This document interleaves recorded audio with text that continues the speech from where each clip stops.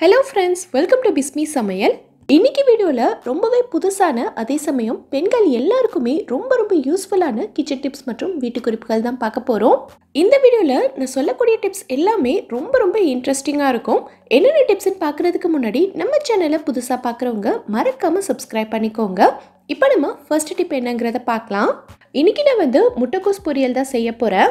இந்த முட்டைக்கோஸ் பொரியலை நிறைய பேர் பார்த்தீங்கன்னா விரும்பி சாப்பிட மாட்டாங்க. ஏன்னா இதில் ஒரு மாதிரியான ஸ்மெல் வரும். அது மட்டும் இல்லாமல் பெரியவங்களுக்கு நிறைய கேஸ்ட்ரைட்டிஸ் பிரச்சனைகளும் வரும். இதனாலவே நிறைய பேர் இதை சாப்பிட மாட்டாங்க. ஸோ இந்த டிப்பில் முட்டைக்கோஸில் கொஞ்சம் கூட ஸ்மெல் வராமலும் நீங்கள் எவ்வளோ சாப்பிட்டாலும் சரி கொஞ்சம் கூட வாயு தொல்லைகள் இல்லாமல் இருக்கிறதுக்கு இதை எப்படி சமைக்கணுங்கிறத பார்க்கலாம். பொரியலுக்கு நீங்கள் எப்போவுமே என்னென்ன பொருட்கள்லாம் சேர்த்து தாளிப்பீங்களோ எல்லாத்தையும் சேர்த்துக்கோங்க. நான் இன்றைக்கி கடுகு காஞ்ச மிளகாய் மட்டும்தான் சேர்த்துருக்கேன். இதுக்கப்புறமா நான் சேர்க்க போகிறது பார்த்திங்கன்னா கிராம்பு 2 பீஸ் கிராம்பு சேர்த்துருக்கேன். அப்புறம் ஒரு சின்ன பீஸ் இஞ்சியை கேரட் துருவுறதுல நல்லா துருவி எடுத்து வச்சுருக்கேன். இதையும் சேர்த்து நம்ம நல்லா வதக்கிக்கலாம். அடுத்து நான் வெங்காயம் சேர்த்து எப்பயும் போல் வதக்கிக்கிறேன். இதில் நம்ம கிராம்பு சேர்த்துருக்கிறதுனால முட்டைக்கோஸில் இருந்து வர்ற ஸ்மெல் நமக்கு சுத்தமாக வராது. இஞ்சியை நல்லா துருவிட்டு சேர்த்துருக்கிறதுனால இதில் இருக்கக்கூடிய வாயு சம்மந்தமான பிரச்சனைகள் நம்ம வராமல் தவிர்த்துக்கலாம். அது மட்டும் இல்லாமல் இஞ்சி நமக்கு செரிமானத்துக்குமே ரொம்ப நல்லது. ஸோ இந்த மாதிரி நீங்கள் செஞ்சு பாருங்கள். வீட்டில் இருக்கக்கூடிய குட்டீஸ்லேருந்து பெரியவங்க வரைக்கும் எல்லாருமே விரும்பி சாப்பிடுவாங்க. ட்ரை பண்ணி பார்த்துட்டு எனக்கு கமெண்ட்டில் சொல்லுங்கள். இப்போ நம்ம அடுத்த டிப் என்னங்கிறத பார்க்கலாம். இப்போ நான் சொல்ல போகிற டிப் நம்மள நிறைய பேருக்கு ரொம்ப யூஸ்ஃபுல்லாக இருக்கும். நம்ம வீட்டில் வடி பிரியாணியெல்லாம் செய்யும்போது பார்த்திங்கன்னா நம்ம அரிசியை தனியாக வேறொரு பாத்திரத்தில் வேக வச்சு எடுத்துட்டு அதை மசாலா மேலே சேர்த்து தம் போட்டு பிரியாணி பண்ணுவோம். இந்த மாதிரி நம்ம செய்யும்போது நிறைய பேருக்கு அரிசியை தண்ணியிலேருந்து எந்த ஸ்டேஜில் வடிகட்டணுங்கிற பக்குவம் தெரியாது. ஒன்று கொலைய விட்டுருவாங்க, அப்படி இல்லைன்னா ஒரு மாதிரி விதையாக வேகாமல் எடுத்துருவாங்க. ஸோ இந்த டிப்பில் நம்ம பிரியாணிக்கு அரிசியை எந்த ஸ்டேஜில் வடிகட்டி எடுக்கணுங்கிறத நான் சொல்கிறேன். ஃபஸ்ட்டு பாஸ்மதி அரிசியை நீங்கள் கண்டிப்பாக ஒரு 20 நிமிஷத்துக்கு நல்லா ஊற விட்டுறணும். நல்லா ஊற விட்டால் தான் அரிசி நல்லா நீளமாக உடையாமல் வரும். 20 நிமிஷத்துக்கு நல்லா ஊறினதுக்கு அப்புறமா தான் அந்த தண்ணி எல்லாத்தையும் நல்லா வடிச்சிட்டு நீங்கள் வேக வைக்கணும். இப்போ பார்த்தீங்கன்னா தண்ணி இந்த அளவுக்கு நல்லா கொதிச்சிருச்சு. இப்போ தான் நம்ம அரிசி சேர்க்கணும். தண்ணி லேசாக கொதிக்கும் போதே நீங்கள் அரிசி சேர்த்துட்டிங்கன்னா நமக்கு அரிசி எல்லாமே கரெக்டான பக்குவத்தில் வெந்து வராது. ஒன்று வெந்து ஒன்று வேகாமல் இருக்கும். ஸோ எப்போவுமே இந்த அளவுக்கு நல்லா கொதிச்சதுக்கப்புறமா நீங்கள் அரிசி சேருங்க. அரிசி சேர்த்துட்டு ஒரு தடவை நல்லா கலந்து விட்டுட்டு வேக விட்டுருங்க. அரிசி சேர்த்ததுக்கப்புறமா தண்ணி இந்த மாதிரி லைட்டாக கொதிக்க ஆரம்பிச்சிருக்க பாருங்க. இப்போ ஓரங்களில் மட்டும்தான் கொதிக்க ஆரம்பிச்சிருக்கு. நடுவில் இன்னும் கொதிக்கவே இல்லை. நிறைய பேர் இந்த ஸ்டேஜ்லேயே அரிசியை வடிகட்டி எடுத்துருவாங்க. அந்த மாதிரி செய்யவே கூடாது. இப்போவே நீங்கள் இதை வடிகட்டி எடுத்துட்டிங்கன்னா அரிசி ஒன்று வெந்தும் ஒன்று வேகாமலும் இருக்கும். இதை நம்ம மசாலாவில் சேர்த்து தம் போடும்போது பிரியாணி ரொம்ப பருக்கையாக இருக்கும். அதை நமக்கு சாப்பிடவே முடியாது. இப்போ பாருங்க அரிசி சேர்த்ததுக்கு அப்புறமா எல்லா பக்கமும் நல்லா கொதிச்சு வருது பாருங்க. இந்த மாதிரி நமக்கு ஃபர்ஸ்ட் டைமாக எல்லா பக்கமும் கொதிச்சு வரும்போதே நம்ம அரிசியை வடிகட்டி எடுத்துடலாம். இதுதான் நமக்கு கரெக்டான ஸ்டேஜ். இப்போ நீங்கள் ஸ்டவ் ஆஃப் பண்ணிவிட்டு டக்குன்னு எல்லா அரிசியையும் வடிகட்டி எடுத்துடணும். இதுக்கு மேலே நீங்கள் அரிசியை வேக விட்டுட்டிங்கன்னா நீங்கள் தம் போட்டு எடுக்கும்போது பிரியாணி நல்லா குழஞ்சு போயிடும். ஸோ இந்த ஸ்டேஜை நீங்கள் வடிகட்டி எடுத்துகிட்டு மசாலாவில் சேர்த்து தம் போட்டிங்கன்னா பிரியாணி உங்களுக்கு ரொம்ப பர்ஃபெக்டாக வரும். பிகினர்ஸ் எல்லாத்துக்குமே இந்த டிப் ரொம்ப யூஸ்ஃபுல்லாக இருக்கும். ட்ரை பண்ணி பார்த்துட்டு எனக்கு கமெண்ட்டில் சொல்லுங்கள். பொதுவாகவே நம்ம உருளைக்கிழங்கெல்லாம் ஸ்டோர் பண்ணும்போது பார்த்திங்கன்னா இதை சும்மா அப்படியே வெங்காய கூடையில் போட்டு வச்சுருப்போம். இல்லை வெங்காயத்துக்கு பக்கத்துலேயே ஸ்டோர் பண்ணி வச்சுருப்போம். அந்த மாதிரி செய்யும்போது உருளைக்கிழங்கு ஒரு 2-3 நாளையிலே ஃபுல்லாக முளைக்க ஆரம்பிச்சிடும். முளைவிட்ட உருளைக்கிழங்கு நம்ம சமையலுக்கு யூஸ் பண்ணக்கூடாதுன்னு சொல்லுவாங்க. ஸோ இந்த உருளைக்கிழங்கு குறைஞ்சது ஒரு 2 வாரத்துக்காவது கொஞ்சம் கூட முளைக்காமல் நம்ம வாங்கின மாதிரி நல்லா ஃப்ரெஷ்ஷாக எப்படி ஸ்டோர் பண்ணி வைக்கிறதுன்னு பார்க்கலாம். இங்கே நான் பூண்டு போட்டு வச்சுருக்க டப்பா தான் எடுத்துருக்கேன். பூண்டை இந்த மாதிரி நம்ம தனித்தனி பல்லாக உரிச்சு போட்டு வச்சோம்னா எவ்வளோ நாளானாலும் எந்த பிரச்சனையும் இல்லாமல் இருக்கும்.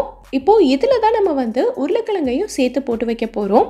இந்த மாதிரி நம்ம வைக்கும்போது உருளைக்கிழங்கு நமக்கு சீக்கிரமாக முளைக்காது. இதுக்கு இன்னொரு ஐடியா கூட இருக்குது. நீங்கள் உருளைக்கிழங்கு போட்டு வச்சுருக்க டப்பாவில் கூடவே 2 ஆப்பிளையும் சேர்த்து போட்டு வச்சிட்டிங்கன்னா உருளைக்கிழங்கு ரொம்ப நாளைக்கு முளைக்காமல் அப்படியே இருக்கும். இந்த 2 ஐடியால நீங்க எது வேணாலும் யூஸ் பண்ணிக்கலாம். சூப்பரா வொர்க் அவுட் ஆகும். கண்டிப்பா ட்ரை பண்ணி பாருங்க. இப்போ நம்ம அடுத்த டிப் என்னங்கறத பார்க்கலாம். பொதுவாவே நம்ம சமையலுக்கு புளி எல்லாம் ஊற வைக்கும்போது பார்த்தீங்கன்னா, தேவையான அளவுக்கு புளியை டப்பால இருந்து எடுத்துட்டு அதை அப்படியே தண்ணி ஊற்றி ஊற வச்சிருவோம்.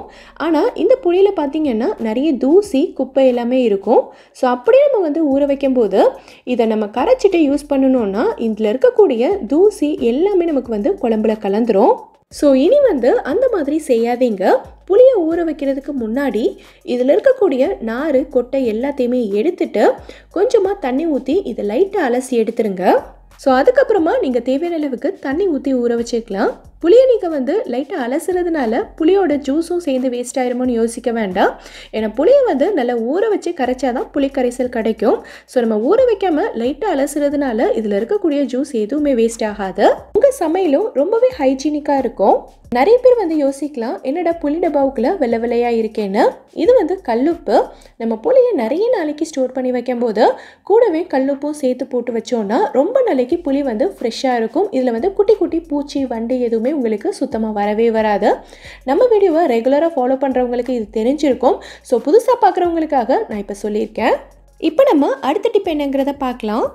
நிறைய பேருக்கு இந்த மாதிரி மணி பிளான்ட் வளர்க்குறது ரொம்பவே பிடிக்கும். ஏன்னா இது வளர்க்குறது ரொம்ப ரொம்ப ஈஸி. அதே சமயம் இது அதிகமாக நம்ம கேர் பண்ண வேண்டிய அவசியமும் கிடையாது.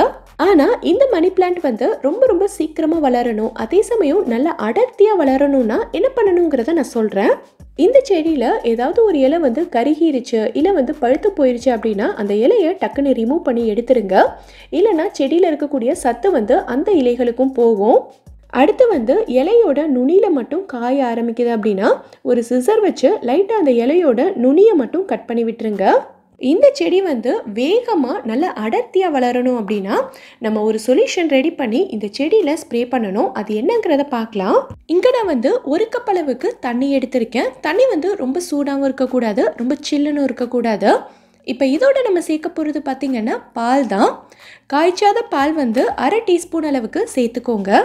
பால் ரொம்ப நிறையவும் சேர்க்கக்கூடாது. 1 லிட்டர் தண்ணிக்கு 2 டீஸ்பூன் பால் போதுமானதாக இருக்கும். இதை நல்லா கலந்து விட்டுட்டு ஒரு ஸ்ப்ரே பாட்டிலில் ஊற்றிக்கோங்க. இப்போ இந்த சொல்யூஷனை நம்ம இந்த இலைகளில் ஸ்ப்ரே பண்ணி விட்டோம் அப்படின்னா இலைகள் நல்லா செழிப்பாக இருக்கும். அதே மாதிரி செடியோட அடியிலையும் நீங்கள் ஃபுல்லாக ஸ்ப்ரே பண்ணி விட்டுருங்க. எல்லா பக்கமும் நல்லா ஸ்ப்ரே பண்ணிவிட்டு மீதி இருக்கிறத அப்படியே இந்த மண்ணில் ஊற்றி விட்டுருங்க.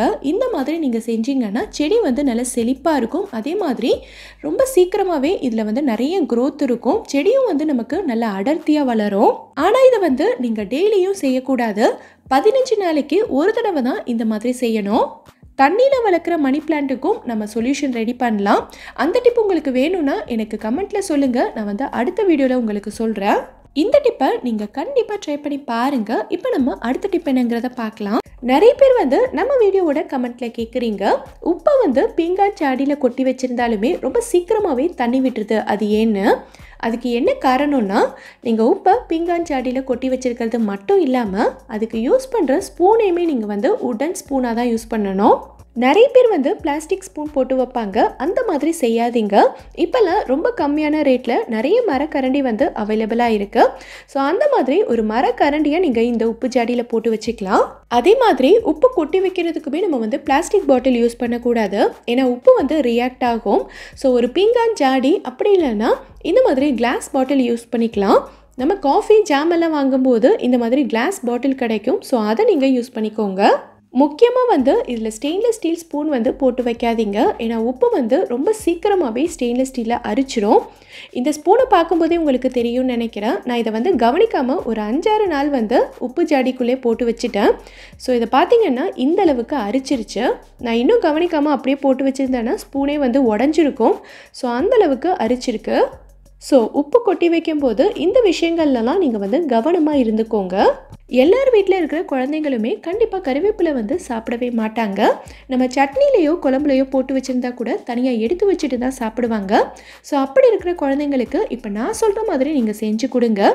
எல்லாருமே விரும்பி சாப்பிடுவாங்க. கறிவேப்பிலை எல்லாரும் கண்டிப்பாக சாப்பிட்டே ஆகணும். இப்போ நான் சொல்ல போகிறது ஒரு சூப்பரான கறிவேப்பிலை சாதம் ரெசிபி தான்.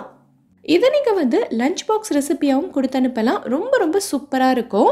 ஒரு பேன் வந்து லைட்டாக சூடானதும் 1 டீஸ்பூன் அளவுக்கு எண்ணெய் சேர்த்துக்கிறேன். நீங்கள் வந்து நல்லெண்ணெய் கூட சேர்த்துக்கலாம். நான் இன்றைக்கி வந்து நார்மல் குக்கிங் ஆயில் தான் சேர்த்துருக்கேன். இது கூட 1 டேபிள் ஸ்பூன் அளவுக்கு உளுந்து சேர்த்து இது பொன்னிறமாகிற வரைக்கும் நம்ம வறுத்து எடுத்துக்கலாம்.